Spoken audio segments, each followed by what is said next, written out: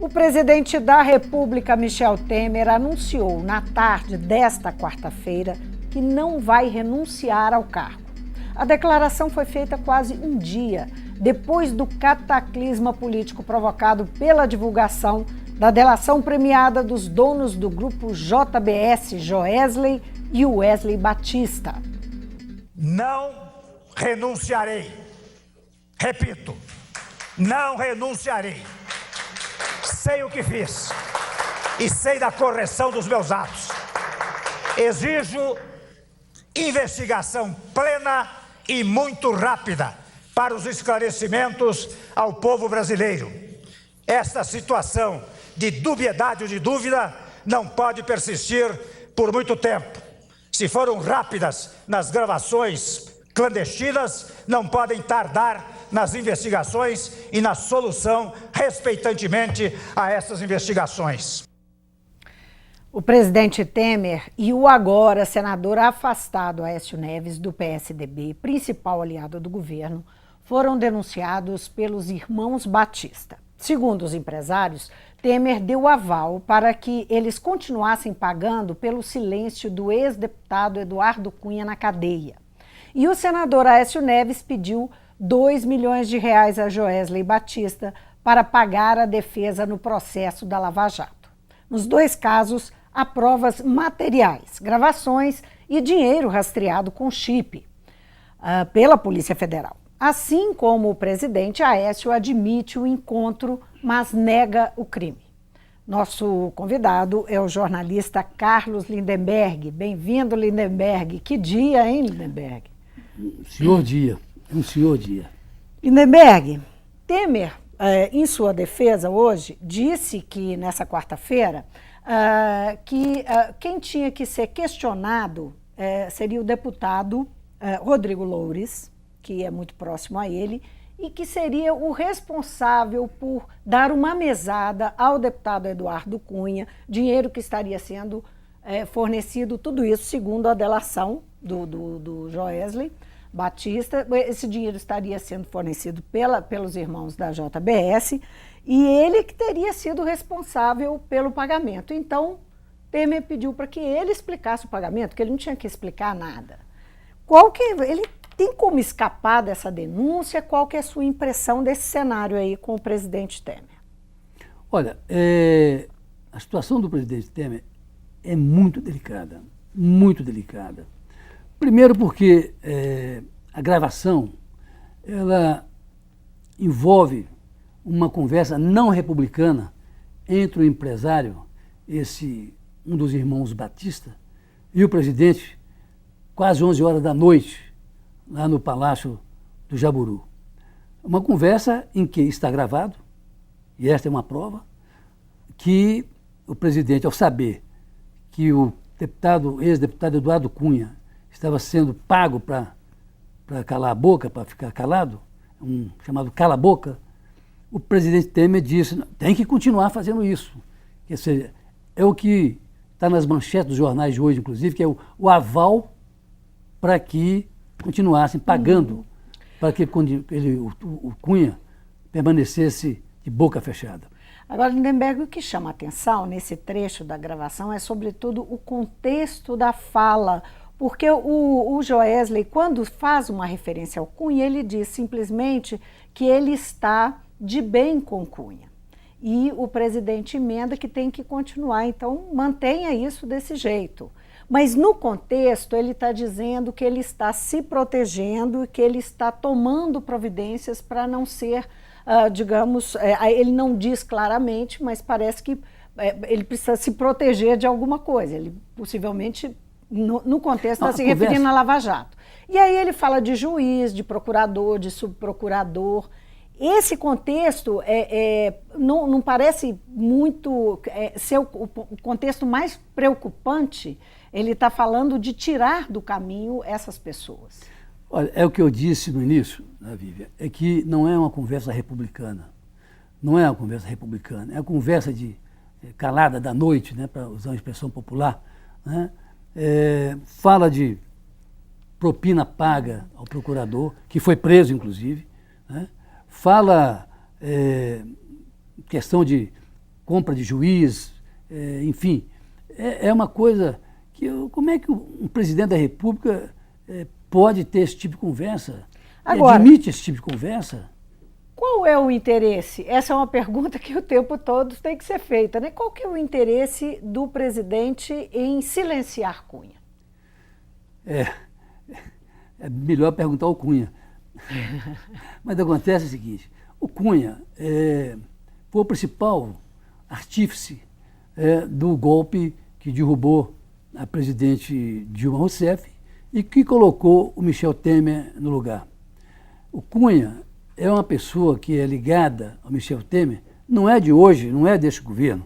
Eles são próximos há muitos anos, né? Ele conhece a intimidade do poder, ele conhece, ele sabe o que aconteceu, o que foi feito para que a presidente Dilma fosse derrubada e como o Michel Temer chegou ao poder. Portanto, ele é detentor de segredos valiosos, tão valiosos que esses amigos do Temer, esses dois empresários do JBS, do grupo JBS, pagavam o Temer, pagava ao Cunha, né?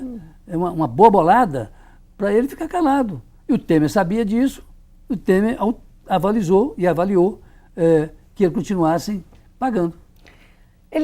Nós vimos aí que ele foi muito peremptório para dizer que não vai renunciar de jeito nenhum, que ele quer que seja investigação rápida e que não renuncia, falou duro, falou grosso. Até quando ele pode, essa situação, até quando pode ir? Ele se sustenta? Vamos voltar um pouquinho atrás. Né?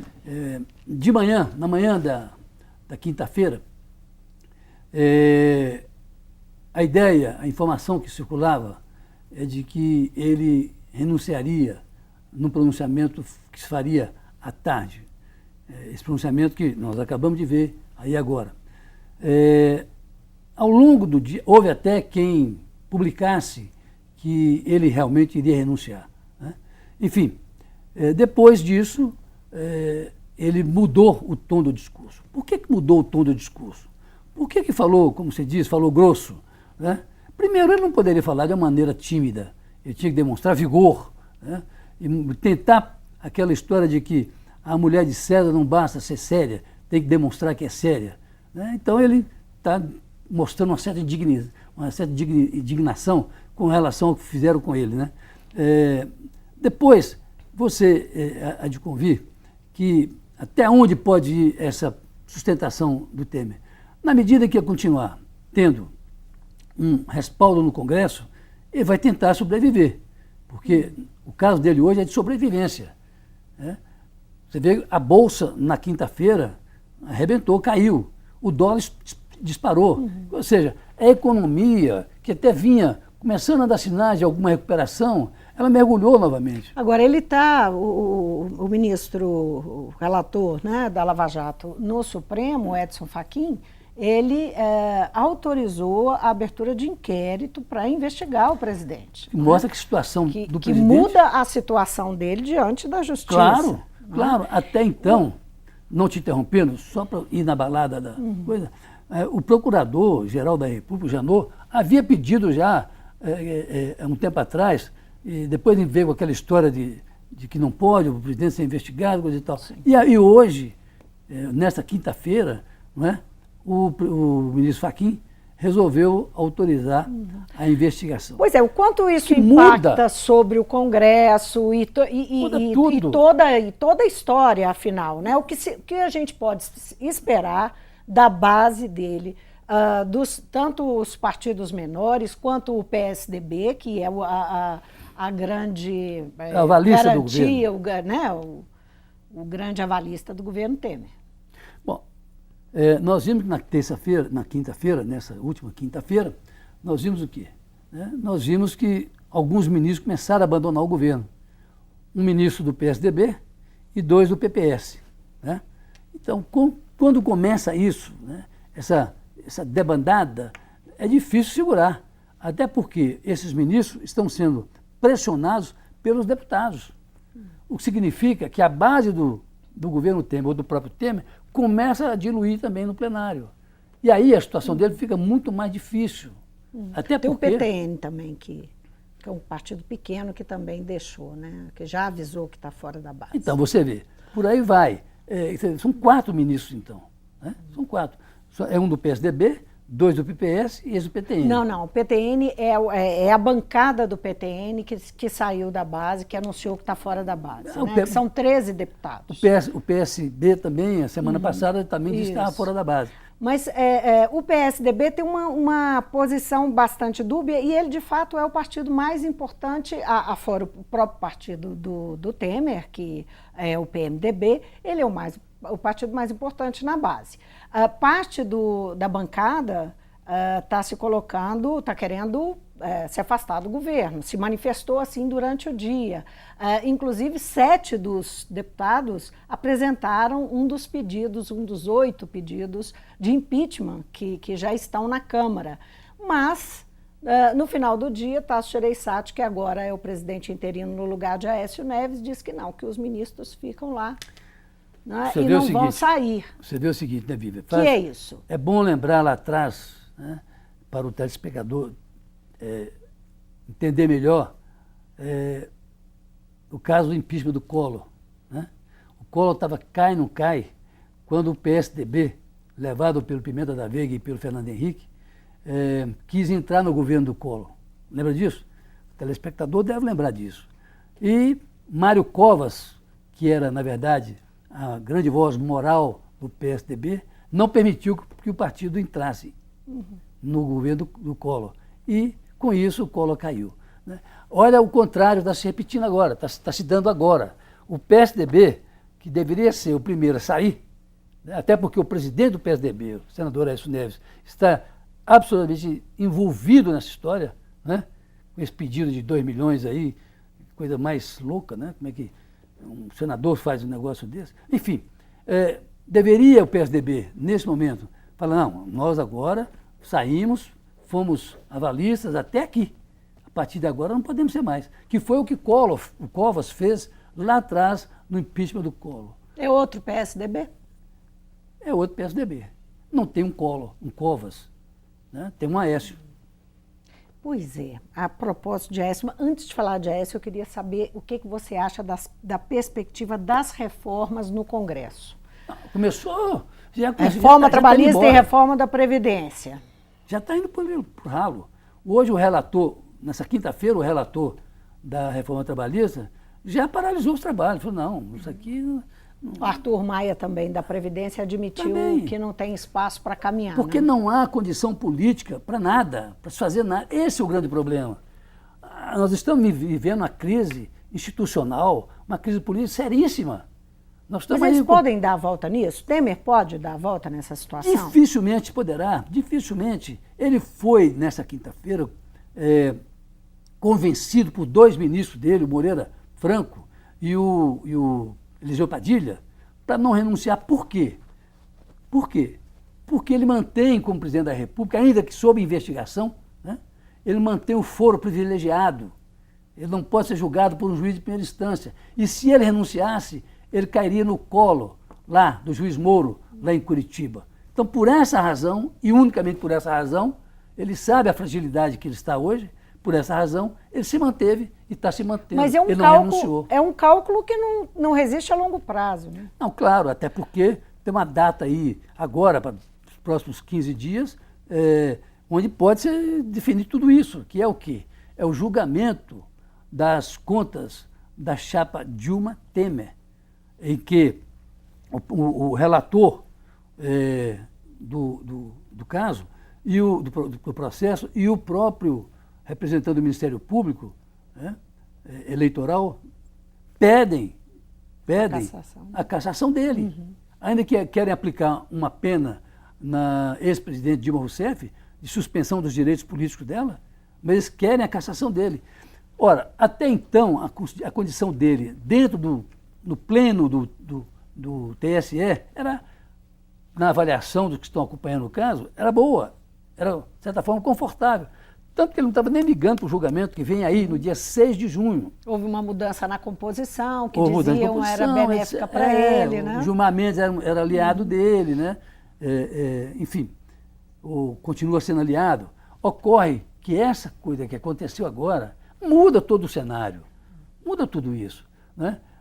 Naquela época, o que se dizia até então é que era preciso garantir a governabilidade, que não era possível trocar um presidente a cada ano, né? Tirou a Dilma, agora tira o Temer, afinal de contas, onde nós vamos parar com isso? Mas não, com isso que aconteceu, com essa delação, que é robustecida por provas documentais, você tem foto, você tem o negócio do chip que acompanha o dinheiro rastreado, você tem tanto filme. No caso do dinheiro que vai para o Cunha, que estava na mão do Loures, quanto o dinheiro que foi mandado para o senador Aécio Neves. Que não chegou na conta dele, chegou na conta de outro senador, do Perrella, quer dizer, é um negócio, uma coisa meio surreal. Mas, enfim, esse fato deixa o presidente Temer extremamente vulnerável. Se ele vai garantir sobreviver a isto, é difícil imaginar, até porque hoje se esperava a renúncia dele e ele, enfaticamente, como nós vimos, ele não renunciou. Agora, Lindenberg, senador Aécio Neves, o outro capítulo, né, que chama muito a atenção nessa delação, que chamou muita atenção, que foi notícia o dia todo, o senador foi gravado, né? Uma gravação, para quem não acompanhou direito, é uma gravação que foi feita pelo Joesley Batista, né, um dos donos da JBS, que foi a pedido, quando ele decide fazer a delação, a Polícia Federal pede que ele faça, então, essa gravação.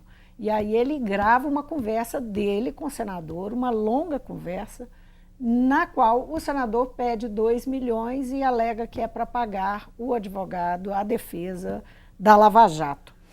E o senador foi afastado do cargo, né? Teve hoje, enfim, a irmã dele está presa, foi presa aqui em Belo Horizonte e ele está sob forte suspeição e chegou a ser noticiado que a Procuradoria-Geral da República pediu a prisão dele. Como é que você viu todo esse episódio envolvendo o senador afastado? Deixa eu voltar um pouquinho atrás na questão anterior. Não é a primeira vez que o Michel Temer é gravado. Ele foi gravado pelo antigo ministro da Cultura dele. É verdade. Não é a primeira vez que ele é gravado. O que assumiu quando... sim. Ele foi gravado por quê? Porque ele estava fazendo, acobertando o Gedel Lima Vieira numa irregularidade que o Gedel estava fazendo lá em Salvador.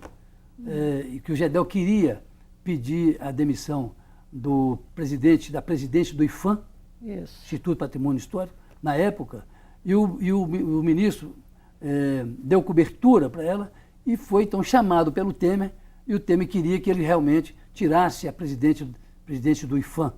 Ele queria resolver um problema pessoal dele lá com o imóvel que estava embargado. O Gedel, né? Isso. Aí o ministro gravou o Temer exatamente como esse... Marcelo Caleiro, estão me lembrando aqui. Exatamente como aconteceu esses dias agora. Né? Com um celular, você gravou. Uma conversa. Quer dizer, o Temer é useiro e vezeiro desse tipo de coisa, né? É preciso... Que presidente nós temos que você entra com um gravador, grava e revela. E que fala que é todas. Conspiração, né? Então, conspiração. Ele usou essa com muita contundência, mas é preciso, essa assim, como em tom de denúncia, né? Mas é preciso que se levante alguma coisa nesse sentido. Ou é a conspiração ou ele é bobo.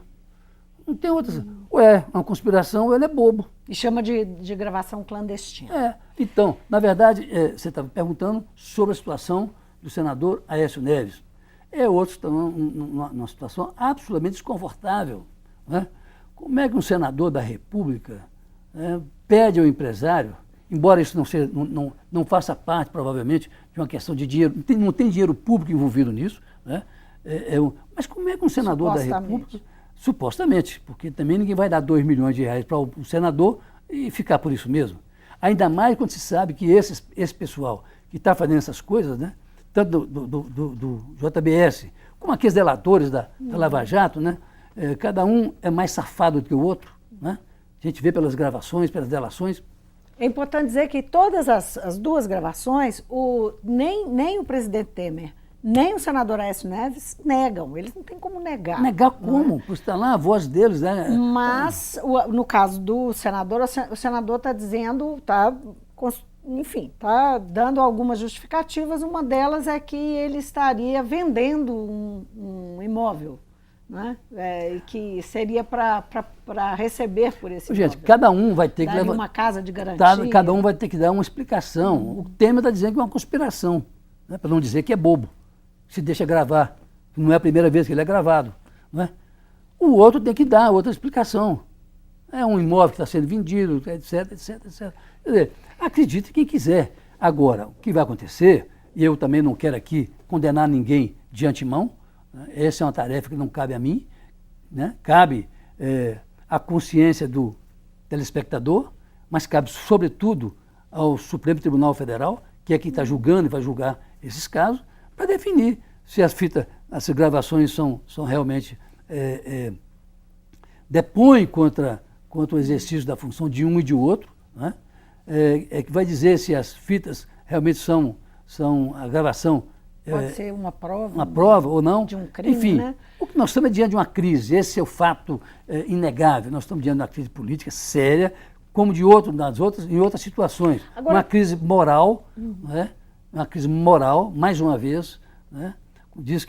Se diz que a política não tem ética, não tem moral, mas deve ter, claro. Agora, as gravações que apareceram até agora e até onde nós tivemos acesso, até esse momento, são só em texto de outras pessoas que escutaram e transcreveram, bom que se diga, mas trazem situações diferentes, essa conversa do senador com Joesley, em que eles acertam quem é que vai levar, quem vai buscar o dinheiro e tal, e o senador faz uma fala um pouco impressionante, porque ele faz uma referência a um primo dele, né, que ele diz que esse aí, se delatar, ele mata.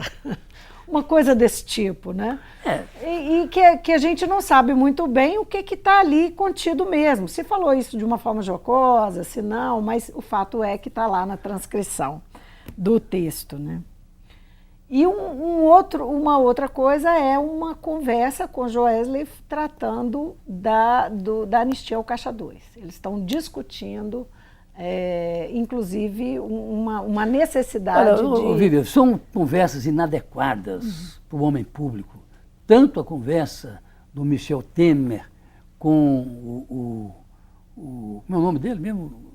O Batista, irmão Batista aí? Joesley, porque o outro é Wesley. O mais atuante é o Joesley.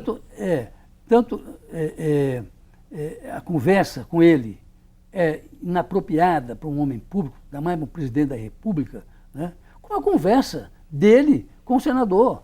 É uma conversa também inapropriada. Quer dizer, não é possível que nós vivemos ainda. E olha, isso tudo acontece diante do estrago que a Lava Jato está fazendo no país, no mundo político, do modo geral, né? E as pessoas parece que não temem nada, continuam achando que vão ficar impunes pelo resto da vida. Essas gravações foram feitas em março, final de março, né? Agora, um pleno efervescência da Lava Jato, né? Há 2 meses. Com ex-presidentes sendo ouvido, ex-presidente sendo investigada, sendo denunciada, enfim. Aí um presidente da República se dá ao desprazer de uma conversa desse tipo, e o senador da República também, com todo o envolvimento que tem isso aí. Agora, a Aécio se defende, né, dizendo que foi um favor pessoal, né, justificando com esse negócio de um imóvel que ele daria como garantia. E Andréa Neves está presa, né, foi presa hoje de manhã. O primo dela, o primo do Aécio, o Fred, também foi preso. Também foi preso, houve uma ação da Polícia Federal, uma busca, apreensão, enfim. A gente pode achar que pode ocorrer uma morte política da família Neves no Estado? Olha... Pode chegar a isso? A família foi ferida de uma maneira terrível, porque já vinha o senador Aécio Neves, né, numa situação meio complicada dentro do seu próprio partido, né? Do PSDB, questionado pelo Geraldo Alckmin, pelo Serra, pelo João Dória, né? Esse garoto que apareceu em São Paulo. Ele já é alvo de 6 inquéritos, né? No Supremo. Alvo de seis inquéritos, né? Perdeu a política, o comando da política em Minas Gerais. Então a situação política do Aécio é muito delicada também. Caiu nas pesquisas também. Vem caindo nas pesquisas, né? E agora vem essa coisa que pode ser uma chamada pá de cal, né? Nas pretensões políticas do senador Aécio Neves. Agora, a política é um negócio muito interessante, né? Ela é tão dinâmica, né? Porque um dia não parece ser como o outro, né? Quando a gente imaginava, por exemplo, que a Odebrecht, as delações da Odebrecht fossem o fim do mundo, né? Chamada delação do fim do mundo, né? Aparece não pode essa, ter nada pior do que pior, isso, né? Aparece essa, né? Embora sejam, realmente fizeram muito estrago aquelas delações, vem essa agora que é muito pior, né? Embora envolvendo menos gente, mas pessoas muito mais, que tem um presidente da República, né? Um presidente da República no exercício do mandato, né? É uma das poucas vezes que eu me lembro de um presidente no exercício do cargo ser investigado pelo Supremo Tribunal Federal. Agora aqui, falando sobre essa questão da ameaça à carreira política do Aécio e do que a família representa politicamente no Estado e tal, ano que vem é ano de eleição, né? Como é que você imagina que ficam assim? Porque ele é um líder político, com todos os problemas que ele estava enfrentando dentro do partido, ele era ainda a grande liderança política do PSDB em Minas. Como é que você imagina que, enfim, que o partido vai caminhar no Estado, vai caminhar para frente depois de um episódio desse? Estou te dizendo, a política é muito dinâmica. Você acha, né? E uma coisa pode hoje ter uma aparência, uma feição, e daqui a um ano ter outra. Né? Enfim, depende muito do comportamento daqui para frente, o que vai acontecer com o Aécio. Por exemplo, se ele for caçado, for preso, ou coisa desse tipo, acabou. Acabou. Agora, se ele sobreviver a esse terremoto, né, pode ser que ele tenha uma sobrevida política. Pode ainda disputar um mandato de deputado, de senador, coisa e tal. Né? O fato governador, será? Governador? Muito difícil. Muito difícil. A essa altura, muito difícil. Eu acho que a essa altura, o governador Pimentel aqui deve estar torcendo para que ele possa vir a ser candidato. Porque aí são favas contadas, né? Não tem a menor dúvida. Porque ele sai desse episódio, ele sai quase que, digamos, mortalmente ferido. É difícil sobreviver a um episódio desse. Mesmo que... Fica até difícil também de acusar o Pimentel dos problemas que ele tem com a justiça. Aí que não vai poder mesmo. Aí que não vai poder mesmo. Que é o SUS falando mal lavado, digamos. Mas olha só, então a situação política do senador Aécio Neves, ela, com essa denúncia que se faz contra ele esses dias, ela praticamente transforma o futuro político do Aécio em pó. Não, falar em pó é meio delicado, mas enfim, transforma em pó. E aí, o que acontece? Vamos esperar as provas e o julgamento. Se ele sair bem disso, se ele comprovar que não tem nada, e se o Supremo Tribunal, como está investigando, e tem os outros processos, né? Porque não é só esse não, tem mais 6. Né? Se ele sair bem disso aí, ele tem realmente, são 6 mais 1, 7, tem 7, o fôlego de gato, né? Agora, nessa conversa que eu mencionei sobre o Caixa 2, inclui também uma conversa um pouco truncada, mas fazendo referência à interferência na Polícia Federal, né? Olha, essa que eu estou dizendo, essa conversa de um e de outro, né, do Temer e do Aécio, são conversas inapropriadas para homem público. Então você começa a avaliar que tipo de homem público nós temos, se podemos confiar nesse tipo de gente. Essa é uma questão que toca o sentimento das pessoas. Por isso que você vê, ontem mesmo, na quarta-feira, quando houve a divulgação desse episódio, o povo foi para a Avenida Paulista, né? Foi para Brasília, para a Porta do Palácio, para gritar mais uma vez fora Temer, etc, etc, etc. Há uma indignação. Agora... Tem uma manifestação programada para domingo, né? De movimentos sociais. Na quinta-feira também tem uma programada, nessa quinta-feira última. Enfim, isso é perigoso por uma razão. É que você acaba passando para o conjunto da população, sobretudo um pessoal que não tem uma noção ainda bem formada, né, não tem uma concepção do que é a vida pública, você começa a passar para esse tipo de gente a política como um ato criminoso. Né? E você, então, criminalizando a política, você abre brecha, abre caminhos para soluções heterodoxas. Eu escutei algumas vezes assim, é tudo igual, não tem jeito mesmo. Não é tudo igual. Não é? Mas, enfim, esse sentimento está muito presente na fala das pessoas. Esse é o desse perigo. Perfil, esse né, é o perigo. de cidadão, de esse eleitor. É o perigo. Na quinta-feira, em plena Afonso Pena, passou um carro pintado de verde e amarelo, com a bandeira de Minas de um lado e do outro, e com uma faixa enorme falando intervenção militar. Então, é um negócio que é perigoso, a criminalização da política. Eu acho que o grande mal que a Lava Jato fez, embora tenha dado alguns resultados, mas o grande mal foi de criminalizar a política. Achar que todos os políticos são ladrões, são, enfim... não é, na verdade não é. Você tem no meio político gente da melhor qualidade. Agora, na verdade, está se criminalizando a atividade política. Esse é o perigo. Então, já que é assim, vamos pegar alguém que não é político e colocar. Só queria mencionar, que nós acabamos não mencionando, o papel do senador Zezé Perrella nessa história, né? Um papel secundário, né? Papel secundário, Embora mas o dinheiro foi parar na conta dele. Isso né? é dizer, um papel secundário que está valendo 2 milhões de reais. Mas, enfim, é preciso entender, ou saber, qual a relação entre Zezé Perrella e Aécio Neves. Porque Aécio recebe 2 milhões e manda depositar, supostamente, na conta, né, da empresa do Zezé Perrella, ou do filho do Zezé Perrella. Né? Então, que relação é essa? Por que isso? Né? 2 milhões lá? Então, qual é essa relação? Eu não sei, eu acho que poucos sabem, mas é preciso investigar isso. É por isso que o Zezé deve ser investigado também. Ele tá meio, no mínimo levanta uma série de suspeitas. Ele está meio na sombra, né? porque, na verdade, ele é uma figura menor da política. Né? Ele era suplente, né?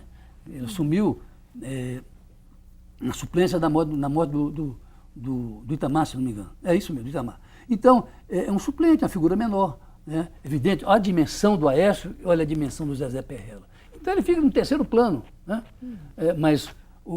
E aí fica o Aécio e o Temer na primeira condição. E a perspectiva para a economia, hein? Você vê na quinta-feira o que aconteceu. A Bolsa caiu, foi lá para baixo, o dólar arrebentou, subiu, né? Disparou, e agora nem sabe. Você vê as reformas que seriam, segundo o Temer, eu não concordo com isso, mas segundo o próprio Temer, era a saída para a crise, né? E para preparar o país futuro, parou tudo, está tudo parado. Né? O Congresso as pessoas começam a se distanciar do governo, não querem contato com o governo. Né? Isso sem falar na imagem do Brasil lá fora, né? Com todas essas todos histórias, os principais jornais do mundo deram... Houve uma repercussão grande. Enorme, claro. A gente já estava num problema difícil com a Lava Jato. Né? Agora, com essa segunda... como eu diria? Segunda Lava Jato, pode dizer? Talvez. Acontece isso. O presidente da República e o senador, que não é um simples senador. É preciso entender, o Aécio Neves não é um simples senador. Ele é um senador que foi candidato na última eleição à presidência da República. Né? E amealhou quase 50% dos votos quase válidos. 50% dos votos, claro. Então, é um presidente de um dos principais partidos do país, que é o PSDB, não pode desconhecer a importância do PSDB.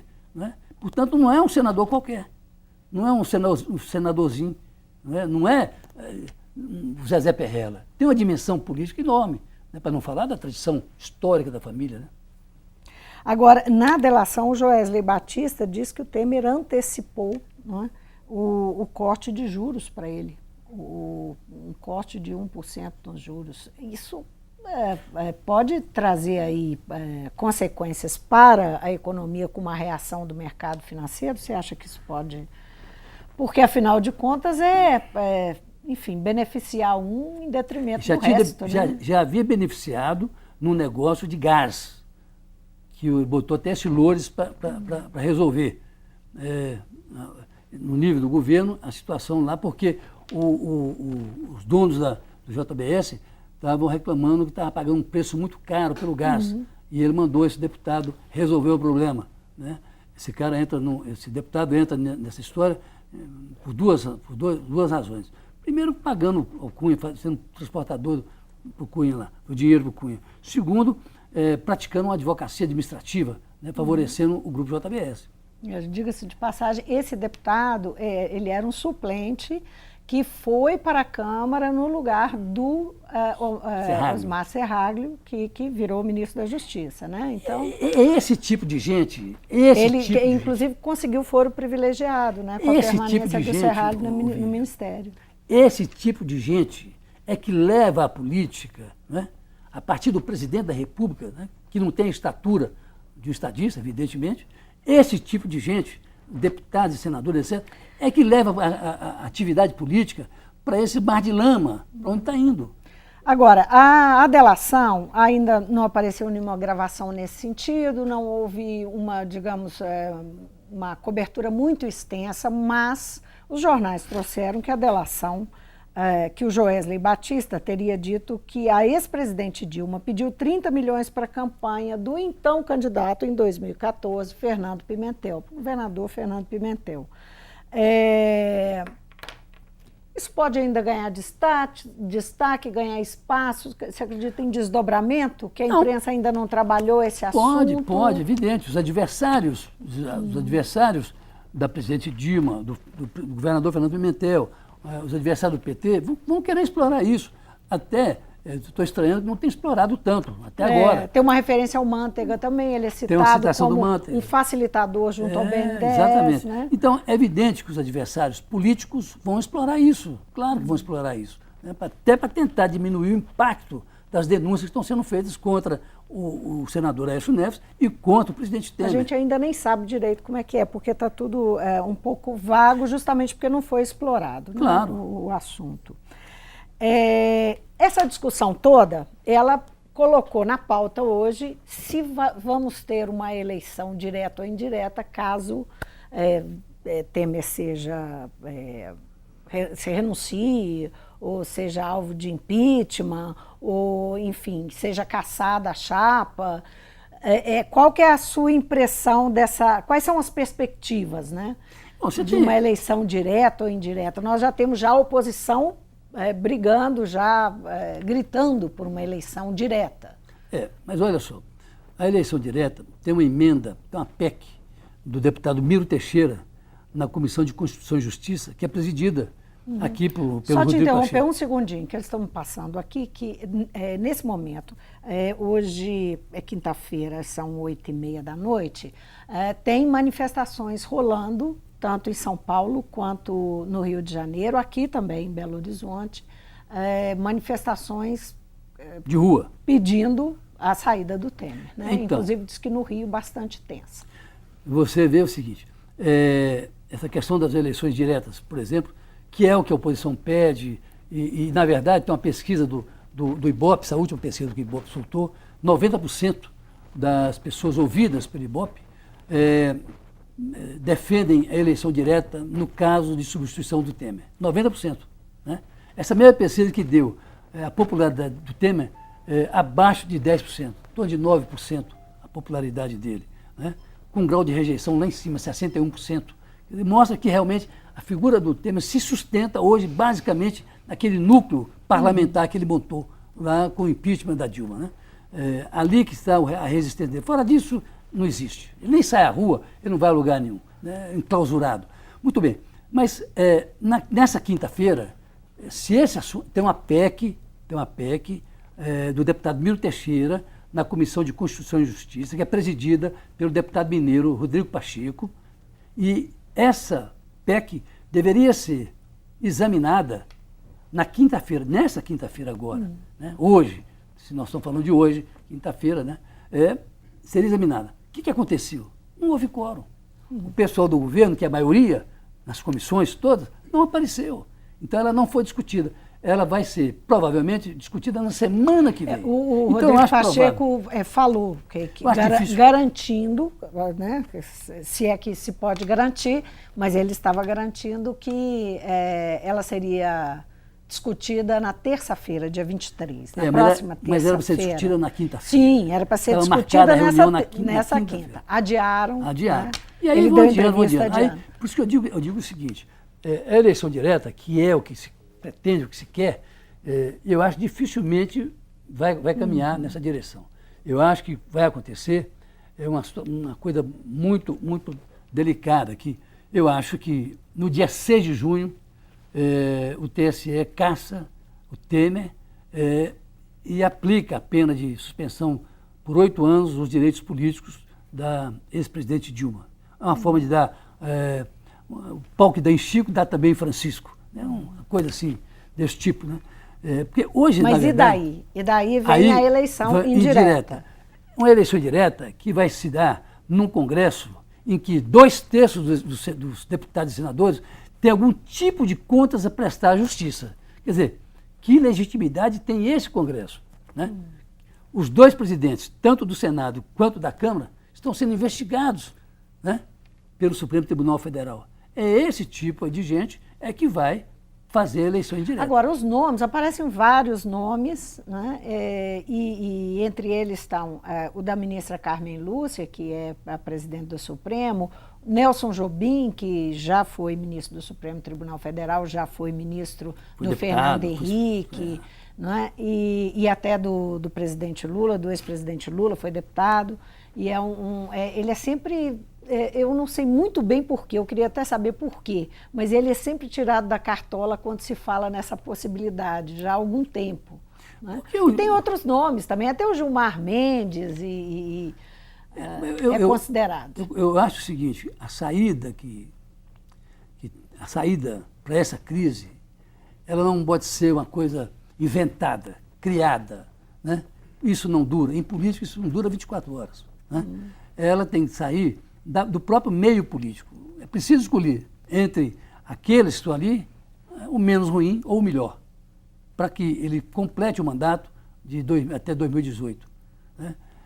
A hipótese da ministra Carmen Lúcia, só naquela condição de que o presidente do Senado, o presidente da Câmara, abra mão da possibilidade de substituir o Temer, no caso se for cassado, o Eunício, presidente do Senado, também, né, abra mão dessa condição, e aí na linha sucessória natural entra a ministra Carmen Lúcia, para concluir o mandato. Né? Você vê que é uma situação delicada, porque você está lidando no meio político, que nós conhecemos, e aí vem uma pessoa absolutamente de fora, que não tem a familiaridade com esse meio, para presidir o país. Eu acho que, com todo respeito pela ministra, não é a pessoa indicada para isso. Nem ela, nem o Gilmar Mendes. Eu acho que essa é a questão. O Jobim é diferente, porque o Jobim é político. Ele foi ministro, foi presidente do Supremo Tribunal, foi ministro da Defesa, né? Foi ministro, foi deputado, enfim. Transita em muitas áreas. Em muitas áreas, e é tido como uma pessoa que passou por todos esses governos, né? Do Lula, Fernando Henrique, etc. E deixou sempre uma imagem boa, uma imagem de uma pessoa séria, correta, né? E que conhece bem esse métier. Carlos Lindenberg, nosso tempo acabou, nos resta, eu acho que aguardar e esperar que o que acontece, seja lá o que acontecer, seja o melhor para o país, né? Porque nós não estamos numa situação muito boa, não. Como eu disse outro dia na rádio, na Itatiaia, eu terminei um comentário dizendo exatamente isso. Está um cheiro de fio queimado no ar, né? Eu só espero que esse fio não seja o fio que garanta e sustenta as instituições da República. Obrigada de novo. Eu conversei então com o jornalista e comentarista político de rádio, jornal e TV, Carlos Lindenberg. O nosso assunto, as denúncias contra o presidente Michel Temer e o senador afastado Aécio Neves e a repercussão da negativa, da rejeição à renúncia que ele fez nessa quinta-feira e todos os desdobramentos políticos, a relação com o Congresso, como o que pode acontecer daqui para frente. O Mundo Político fica por aqui. Obrigada por nos acompanhar e até o próximo programa.